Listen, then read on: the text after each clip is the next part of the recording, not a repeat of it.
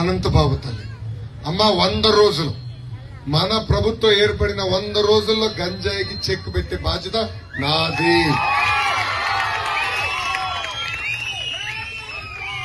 వంద రోజుల్లో మేము చెక్క పెట్టబోతే నేను అసలు మొహం కూడా చూపించింది.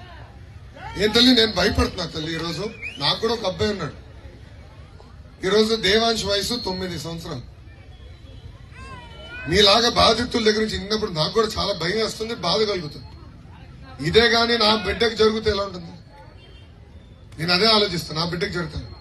నేను బ్రహ్మని పదే ఇది మాట్లాడుకుంటాను. ఇదేంటి ఇది గంజాయి ఎక్కడికంటే అక్కడికి వచ్చేసింది.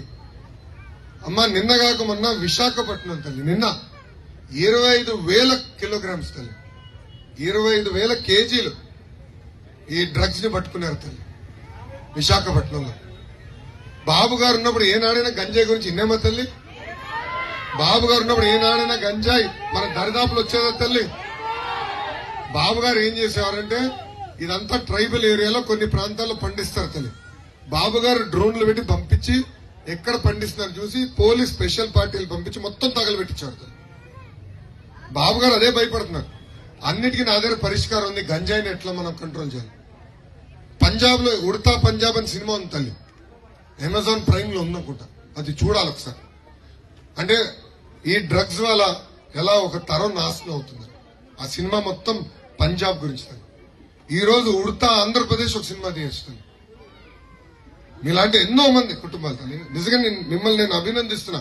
ధైర్యంగా నుంచి మీరు మాట్లాడారు తల్లి. ఇక్కడ చాలా మంది భయపడుతున్నారు. చెప్పేదాన్ని కూడా భయపడుతున్నారు. పక్కన వాళ్ళు ఏమంటారో అన్న భయంతో బతుకుతున్నారు. అది పోవాలి తల్లి సమాజం. ఇది కేవలం కుటుంబానికి సంబంధించింది కాదు, మొత్తం సమాజానికి సంబంధించిన విషయం. అందుకే అమ్మా చాలా ముఖ్య కంఠంతో చెప్తున్నా, మొదటి 100 రోజుల గంజాయికి నేను చెక్ పెడతాను. రీహాబిలిటేషన్ కేంద్రాలు ఏర్పాటు చేయాలి. గంజాయి ఒక్క నిమిషం. గంజాయి ఆపుతాం ఒక భాగం, కానీ అది అలవాటైన పిల్లల్ని బయటికి తీసుకొస్తాం ఒక పెద్ద పరీక్ష తల్లి. దానికి రీహాబిలిటేషన్ కేంద్రాలు ఏర్పాటు చేయాలి. అది ప్రభుత్వం చేసే బాధ్యత మేము తీసుకుంటామని ఈ సభాముఖంగా నేను హామీ ఇస్తున్నా.